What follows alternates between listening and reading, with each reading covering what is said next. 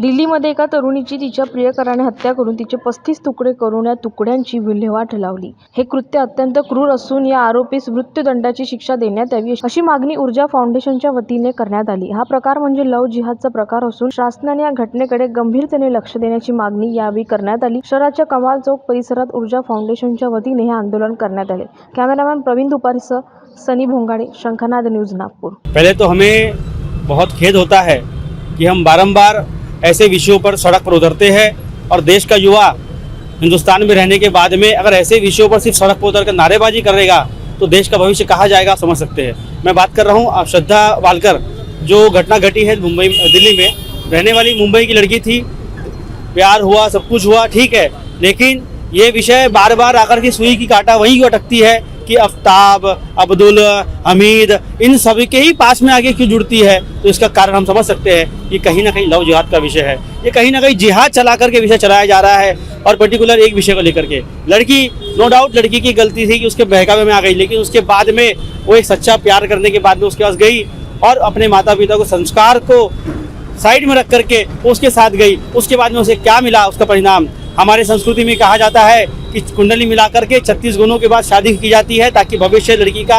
अच्छा हो, लेकिन उसके बाद में हम क्या देखते हैं, 35 टुकड़े उसको उसके रिजल्ट में मिलता है। 35 टुकड़े किए गए। आप सोच सकते हैं कि शरीर का 5 फुट 4 इंच उसकी हाइट है और उस हाइट में 35 टुकड़े किस प्रकार निर्ममता से किया होगा उसने।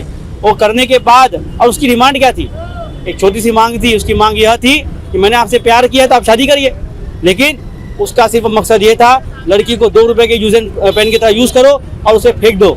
उनकी सिर्फ यही मानसिकता है। ये आफ्ताब हो, अब्दुल हो, हमीद हो, कोई भी हो, इनकी एक ही मानसिकता है कि वो लड़की को यूज करे और फेंक दे। लेकिन अब ये देश में नहीं चलेगा।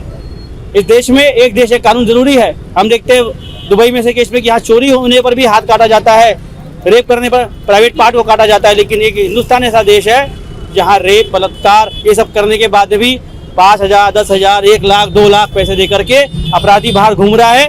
और कहीं ना कहीं दूसरी एक श्रद्धा एक शिकार होने के लिए आज भी मैं दावे के साथ कह रहा हूँ कहीं ना कहीं तैयार हो रही है। इसीलिए जब तक इस देश में एक कड़ा कानून नहीं बनता, एक कड़ा ऐसा कानून नहीं बनता कि जिसमें लोगों की रौक ऑफ जाए ऐसा गुनाह करने के लिए।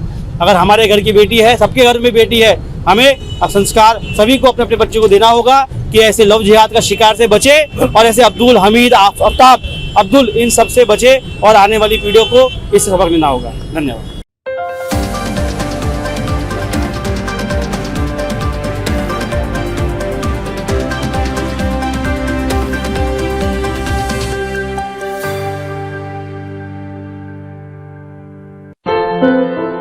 क्या हुआ बहू? माँ, पाइल्स की बहुत तकलीफ हो रही है। तो तुम गुदरोग सर्जन के पास क्यों नहीं गई? देखो, जैसे हार्ट के लिए हार्ट स्पेशलिस्ट, ब्रेन के लिए ब्रेन स्पेशलिस्ट, तो पाइल्स के लिए पाइल्स स्पेशलिस्ट क्यों नहीं? स्त्री हो या पुरुष, टॉयलेट में तकलीफ केवल पाइल्स ही नहीं, और भी कई प्रकार के गुदरोग तथा कैंसर भी हो सकता है। इसीलिए इसकी प्रत्यक्ष जांच जरूरी है। ठीक है माँ, पर जांच के लिए हम जाएंगे कहाँ? वही काले आयुर्वेदिक पाइल्स हॉस्पिटल में। लेकिन माँ, प्रेगनेंसी में पाइल्स की दवाइयाँ? प्रेगनेंसी में आयुर्वेदिक दवाइयाँ सुरक्षित होती है। जनहित में जारी काले आयुर्वेदिक पाइल्स हॉस्पिटल, औषधि चिकित्सा तथा सर्जरी ट्रीटमेंट उपलब्ध। हमारा पता उमरेड रोड, दिघौरी बस स्टॉप के पास, नागपुर। अधिक जानकारी के लिए वेबसाइट पर जाएं kalepileshhospital.com।